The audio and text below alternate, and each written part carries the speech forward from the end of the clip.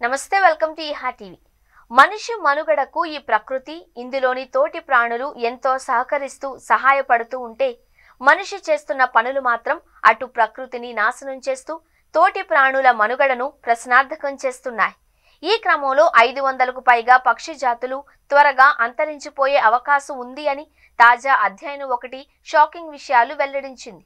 వాతావరణ మార్పుల దుష్ప్రభావాలు పక్షులపై పడ్డాయి అని, ఫలితంగా అన్నెంపున్నో ఎరుగని పక్షుల మనుగడకు పరోక్షంగా మానవుడు చేజేతులా చంపేస్తున్నాడు అన్న వాస్తవాలు తాజాగా వెలుగు చూశాయి.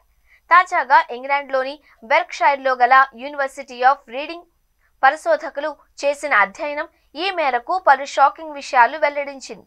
ఇందులో భాగంగా వందలాది పక్షి జాతులు వచ్చే 100 ఏళ్లలో కనుమరుగవడం ఖాయము అని పరిశోధకులు తేల్చి చెప్పారు. దీనికి కారణం శిలాజ ఇంధనాల విచ్చలవిడి వినియోగం, ఇష్టారీతిన సాగుతున్న మానవ కార్యకలాపాలు, పరిశ్రమల కాలుష్యం, అడవుల నరికివేత అని చెబుతున్నారు.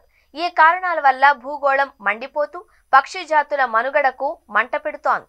ఈ క్రమంలో సుమారు 1500 సంవత్సరాల నుంచి చూస్తే నాడు అంతరించిపోయిన పక్షి జాతుల కంటే ఇప్పుడు వాతావరణ మార్పుల వల్ల అంతరించిపోతున్న పక్షి జాతుల సంఖ్య 3 రెట్లు ఎక్కువగా ఉంది అని పరిశోధకులు ఆందోళన వ్యక్తం చేశారు.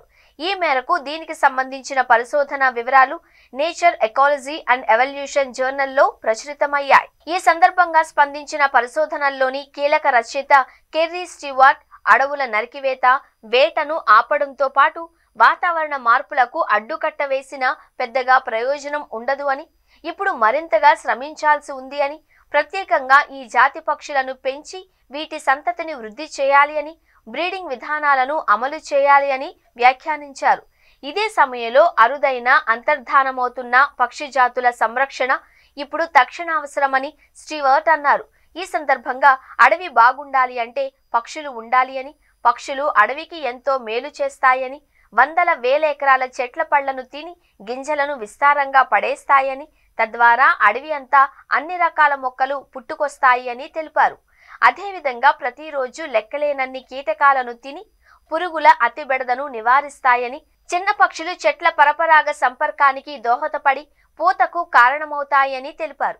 ఇదే సమయంలో అడవిలో ఆహార చక్రం సవ్యంగా ముందుకు సాగాలి అన్న పక్షులు ఉండాల్సిందేనని, అవి లేని నష్టాన్ని పోడ్చడం అసాధ్యము అని పరిశోధనలో మరో సీనియర్ రచయిత్రి మాన్యులా గోంజాల్వెజ్ సారేజ్ చెప్పారు.